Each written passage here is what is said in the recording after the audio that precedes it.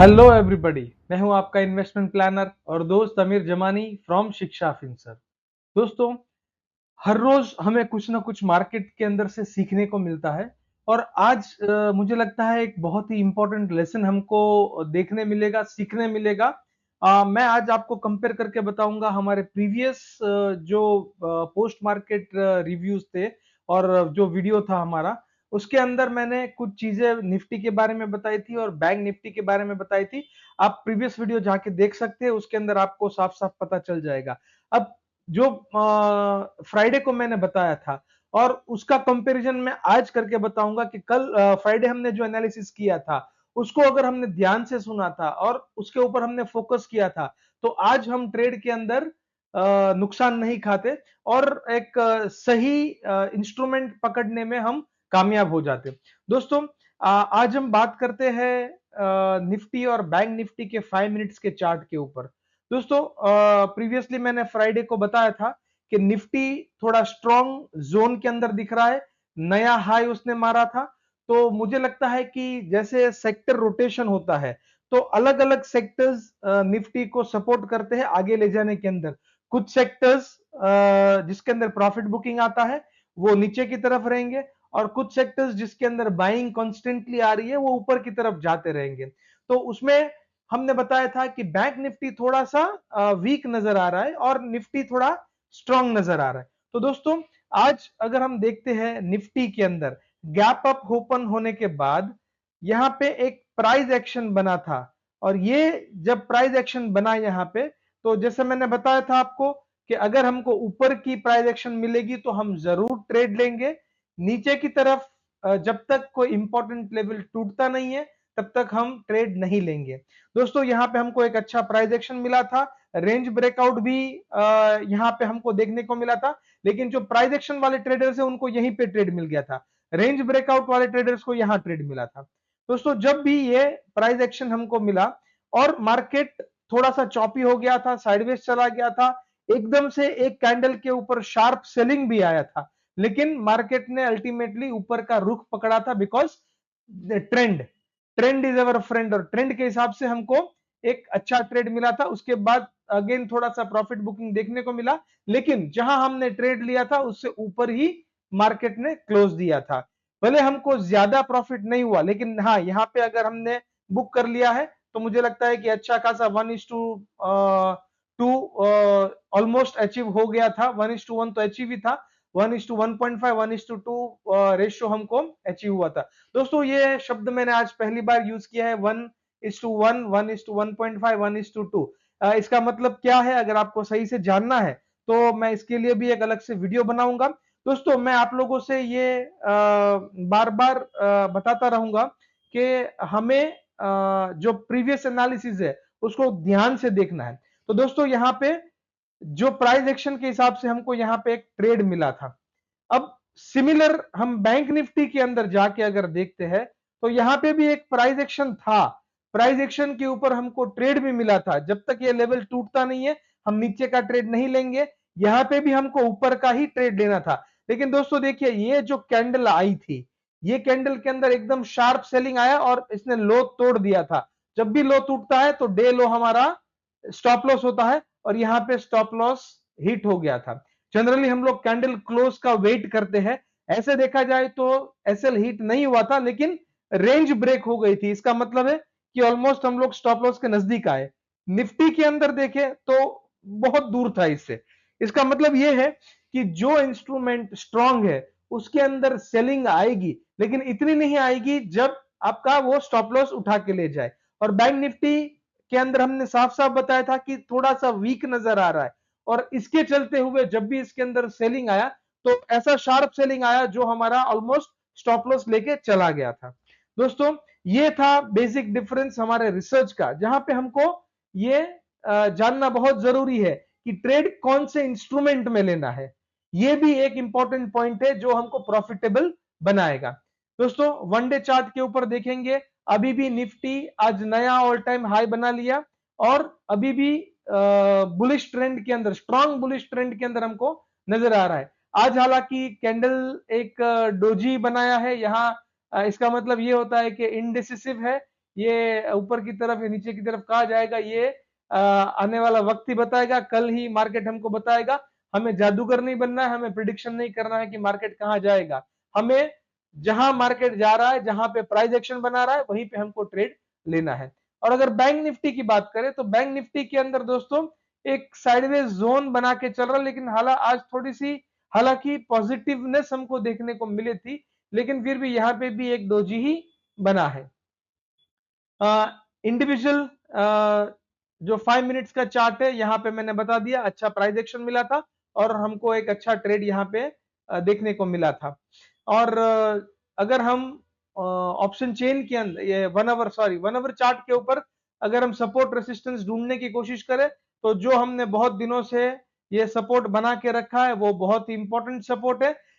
जो सपोर्ट ऊपर की तरफ शिफ्ट हुआ है वो 24,400 से लेकर 500 तक का जोन जो है, यहाँ पे हमारा ऊपर का एक शिफ्ट हमको टेम्पररी नजर आ रहा है।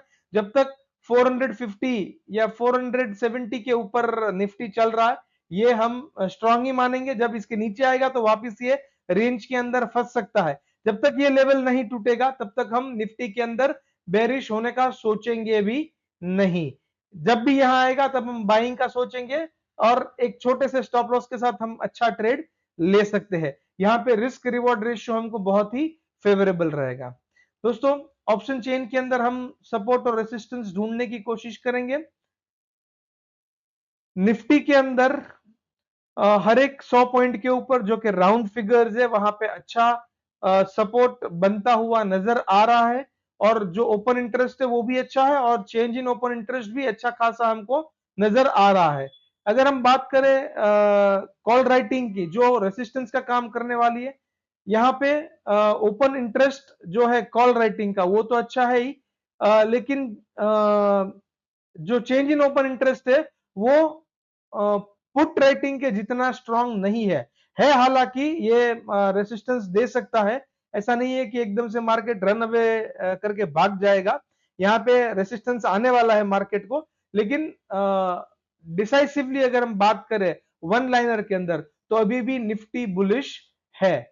जब तक इंपॉर्टेंट लेवल टूटता नहीं है तब तक हम इसको शॉर्ट करने का सोचेंगे नहीं।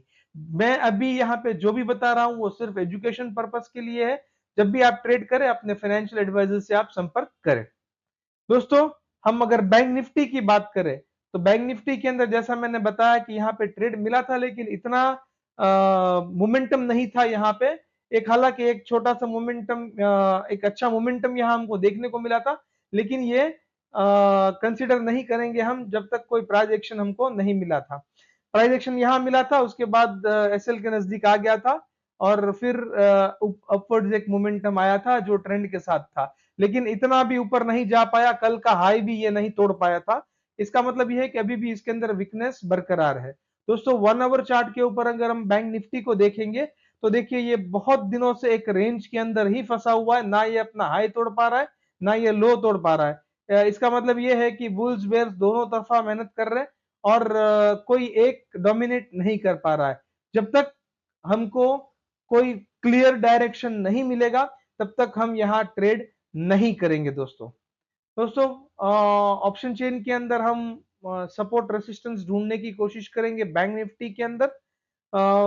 दोस्तों कल रेगुलरली फिन निफ्टी का एक्सपायरी रहता है, वेनेसडे को छुट्टी है एनएससी के अंदर, इसके चलते बैंक निफ्टी का जो एक्सपायरी है वो भी कल होने वाला है। तो कल दो एक्सपायरी है बैंक निफ्टी की और फिन निफ्टी की। जब भी दो ओवरलैपिंग एक्सपायरीज होती है तो बहुत ही ध्यान रख के हमको ट्रेड लेना है, बिकॉज मोमेंटम और वॉलेटिलिटी थोड़ी ज्यादा रहती है। दोस्तों बैंक निफ्टी के अंदर अगर हम सपोर्ट ढूंढने की बात करें तो यहाँ पे अच्छा खासा ओपन इंटरेस्ट भी है और अच्छा चेंज इन ओआई भी हमको नजर आ रहा है। दोस्तों अगर हम सपोर्ट रेसिस्टेंस की बात करें तो रेसिस्टेंस के लिए कॉल राइटिंग यहाँ पे ओपन इंटरेस्ट है, लेकिन जो चेंज इन ओपन इंटरेस्ट हमको दिखना चाहिए इतना यहाँ पे हमको नजर नहीं आ रहा है। एक अच्छा ओपन इंटरेस्ट हमको 53,000 के ऊपर दिख रहा है, जो कि यहां से तकरीबन 500 पॉइंट दूरी पर है। दोस्तों यहाँ पे आज जो ऑप्शन चेन दिखा रहा है वो हमको थोड़ा सा बुलिशनेस नजर आ रहा है और चार्ट के ऊपर भी थोड़ा सा बुलिशनेस हमको नजर आ रहा था। इसका मतलब ये है कि बैंक निफ्टी थोड़ा सा पॉजिटिव टर्न आउट हो रहा है, लेकिन ये सिर्फ बेस है। ऑप्शन चेन को हम सिर्फ बेस की तरह मानेंगे और हमारा ट्रेड सही डायरेक्शन में है कि नहीं है, उसके लिए कॉन्फिडेंस बिल्टअप करने के लिए हम ऑप्शन चेन को देखेंगे। रियल ट्रेड हम जब भी लेंगे तब हम प्राइस एक्शन को देखते हुए लेंगे। कल जब मार्केट खुलेगा हमको ऊपर की तरफ अगर प्राइस एक्शन मिलेगा तभी हम ट्रेड लेंगे, and then we will confirm it with the option chain. दोस्तों, मैंने जो स्टार्टिंग में एक बात छेड़ी थी 1:1, 1:1.5, 1:2, ये है रिस्क रिवॉर्ड रेशियो। जब भी हम ट्रेड लेते हैं तो हमें ये ध्यान रखना है कि हमारा जो रिस्क होता है वो रिस्क के सामने हमारा रिवॉर्ड भी होना चाहिए। क्योंकि अगर हम महीने के अंदर 10 ट्रेड लेंगे और 1:1 होगा, अगर 6 ट्रेड सक्सेसफुल हुए, 4 ट्रेड फेल हो जाते हैं, या फिर 5 ट्रेड सक्सेसफुल होते हैं, 5 ट्रेड फेल हो जाते हैं, तो हम लेवल टू लेवल रहेंगे, हमारा ना प्रॉफिट होगा ना नुकसान होगा। लेकिन अगर हमारा रेशियो अच्छा है, 1:2 है या 1:1.5 है, तो अगर हमारे सिमिलर ट्रेड जितने हमने प्रॉफिट में निकाले, जितने हमने लॉस में निकाले, फिर भी हम एक अच्छा प्रॉफिट बना के रहते हैं हमारे अकाउंट के अंदर। दोस्तों, इसके ऊपर जैसे हम ऑप्शन चेन के ऊपर और दूसरे बहुत सारे टॉपिक्स के ऊपर वीडियोस बना रहे, वैसे ही रिस्क रिवॉर्ड रेशियो के ऊपर भी हम एक अच्छा वीडियो बनाने वाले हैं।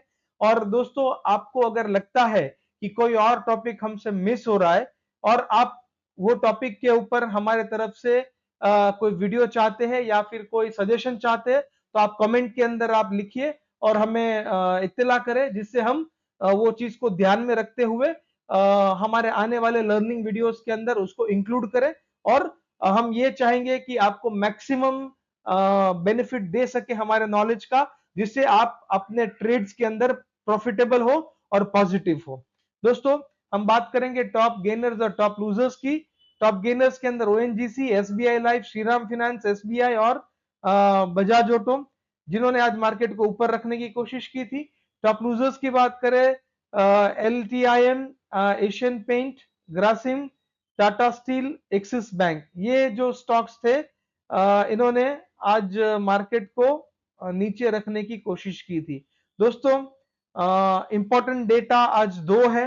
आज 15 तारीख है और मंडे 6 बजे एम्पायर स्टेट मैन्युफैक्चरिंग इंडेक्स का डेटा आने वाला है, और उससे भी इंपॉर्टेंट डेटा 9:30 को है। जो फेड के चेयरमैन है मिस्टर पॉवेल, वो आज अपनी कमेंट्री देने वाले हैं, और देखते हैं इनकी कमेंट्री क्या रहती है और क्या इंपैक्ट आता है इंटरनेशनल मार्केट के ऊपर। जब भी इंटरनेशनल मार्केट के अंदर कुछ मोमेंटम आता है, ऑब्वियसली ये इंडिया को भी इफेक्ट करता है, because India is always associated with the other economies. So उसके चलते हुए हमें ध्यान रख के ट्रेड लेना है। जब भी हम ट्रेड लेंगे, स्टॉप लॉस के बिना ट्रेड नहीं लेंगे और लेवल्स टू लेवल्स ही काम करेंगे। दोस्तों, ये था हमारा आज का पोस्ट मार्केट रिपोर्ट। कल फिर मिलेंगे हमारे पोस्ट मार्केट रिपोर्ट के साथ, पोस्ट मार्केट वीडियो के साथ। तब तक के लिए stay healthy, stay invested. Thank you.